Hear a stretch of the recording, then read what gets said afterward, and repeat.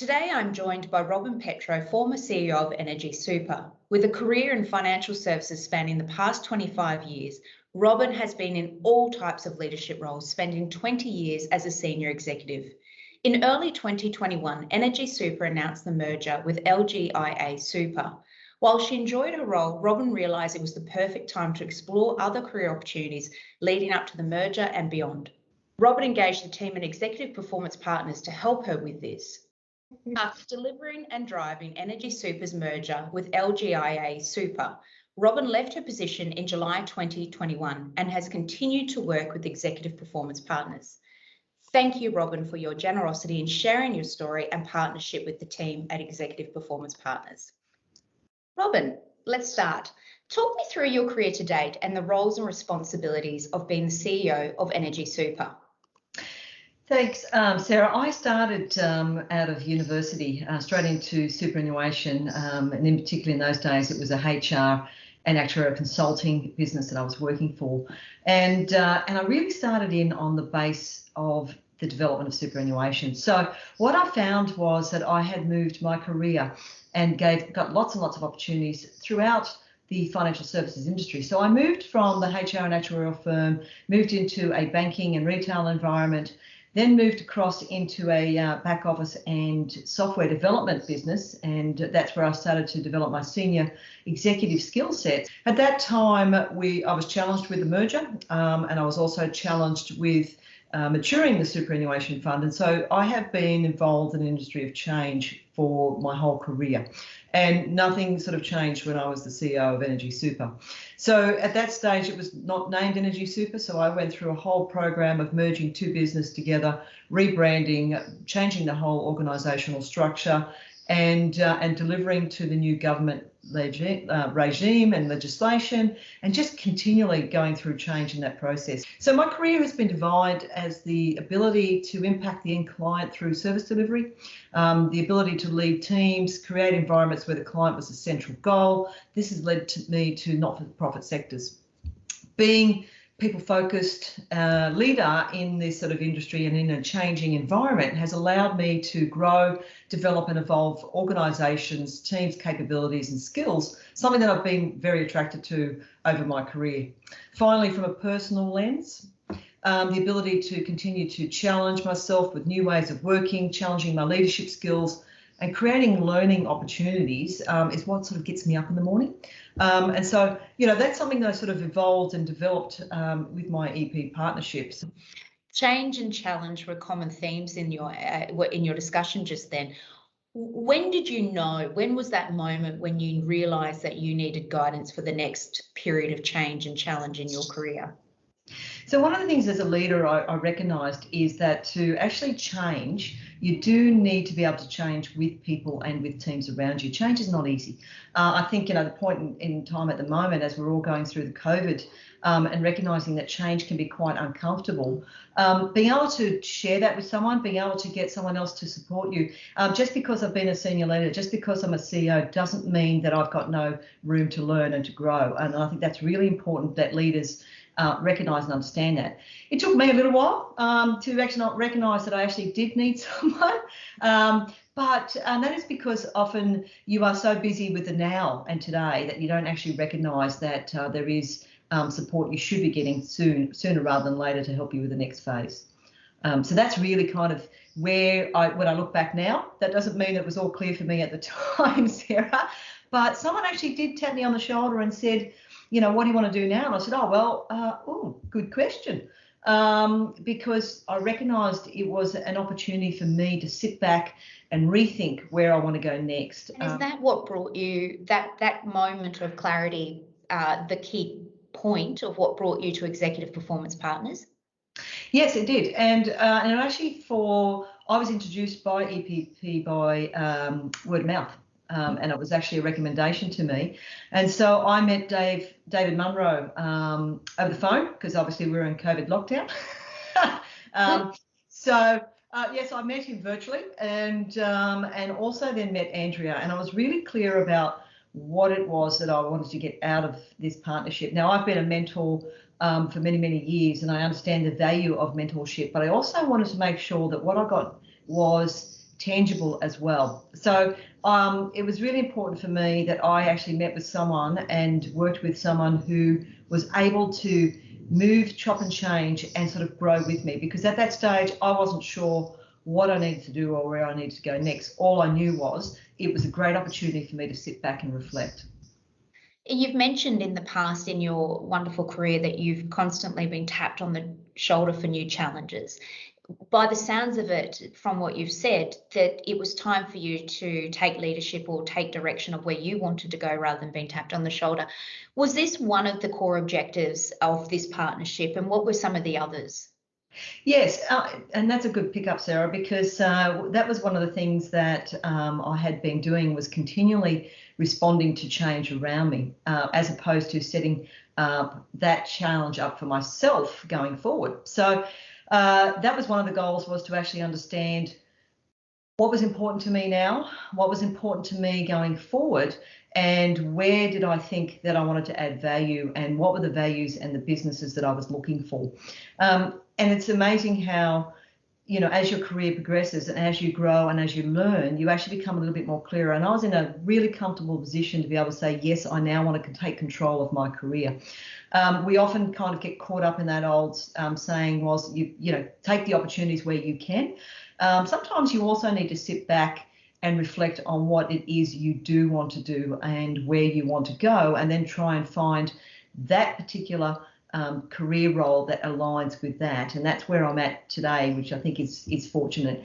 But I also recognise that it's something that everybody should be thinking about as they go through their career move. There's been a lot of times where I myself have mentored people, and you don't need to climb up the ladder just because you think everybody else expects that of you. You do need to understand what is important to you and what's going to make you get up in the morning and go to work and add that passion and that skills. Because when you become a leader and executive in your role, it is because of that passion and that dedication to the working. So so that was a really key part. But also what I wanted to do then was turn that into tangible outputs, so that I then started to develop all of the things that I needed to do to get into that next career move, whatever that was. Brilliant. And as part of that, I mean, you've touched on key components of that partnership and how it works tailored for your needs. A fundamental part of the Executive Performance Partners model is their scorecard for success. And this is one of the big parts, is this mutual accountability. What does this look like for you personally during this unique period in your quite impressive career to date? Yes. So that scorecard, and as I was talking about before, was very difficult early on to set up, because what I found was that I had two things that I knew. One was that I wanted to move into a new industry and a new career. Where, how, and what was the challenge that I set with them to work with me on. What the skill sets were, where I was going, and what I could provide was also another area. And then converting that into action-based activity were the three areas. And I was very conscious on not being too clear on that, because part of this program of work really was to help me work through what I needed to work through without sort of putting me into a box too early. And I think that's a really important point as you go around your career development for your next phases, that you are clear but able to move with whatever happens next and whatever you discover on the journey. And that's where EPP really sort of came to the fore, is that they didn't have preset or ideas about what that is, and that they rolled with me and they worked with me and developed that particular program. And that scorecard became more and more clearer as we worked together. It's one of the things that continue to come to me during this discussion, Robyn, is the fundamental measurable goals that you discuss, but it also seems to be the soft skills around that as well. You've mentioned they wrapped around you, they tailored, they supported you. What were some of those other areas that they have, the extras that they've provided that you've touched on already in helping you prepare for the next phase of your career? Well, I can tell you now, one of the things that they have done, and I did ask them to do this, was to challenge me, to give me a bit of a kick every now and then when I was kind of got caught off, in doing other things, to come back and to focus on what it is important to me. Part of being a leadership is sometimes you do get sort of sidetracked with other things. Sometimes you're too busy thinking about other people around you to actually come back. So giving me a bit of a kick every now and then, being able to challenge me, being able to get me to sort of explore a bit deeper about what I'm thinking, but then also get me to do things that I have never sort of done before that would help me while not seeing it visually. And I think I said this to Andrea the other day. Gosh, hindsight now tells me what you've asked me to do when I sort of went, oh, really? Why would I do that? Actually has been a useful tool for me. So all of those things are just very simple, very basic things, but have actually added a lot of value along the way in being able to be able to then sell myself and recognize myself for what I would want to do. And as a result, the next career that I make, I will be able to commit to that and deliver on that. And as a leader, that's really critical. You don't want to move into a new career role and then not be able to deliver. If fundamentally, it's clear that you've continually developed your professional skill set and not only internally, but also invested in mentoring and providing support for the next leadership generation. Why, out of all the executive coaches around, was Executive Performance Partners the right fit for you? So when I spoke to David very, very early on, I said to David, I want a program that will deliver to what I want and to what I'm expecting. And by the way, David, I don't know what that is yet. So let's be clear. So to me, it was about the fact that the Executive Performance Partners can develop a bespoke program.